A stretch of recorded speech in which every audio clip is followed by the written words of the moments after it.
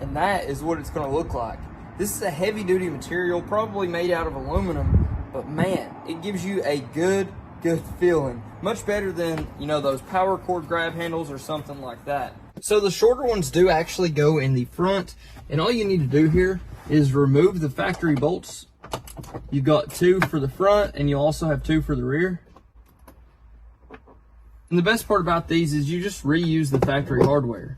So it makes it super simple and super easy.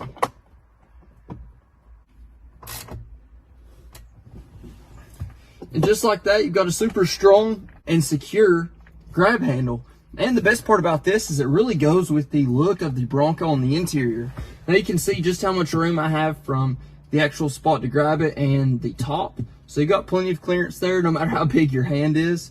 But I don't know if these are going to work with soft tops, so you have to do your own research on that. But I can verify with the hard top they'll fit. Now that they are all installed, I've got to say I'm super impressed. Even down to the fitment in the rear that are made just perfectly to clear the levers to actually take off the top.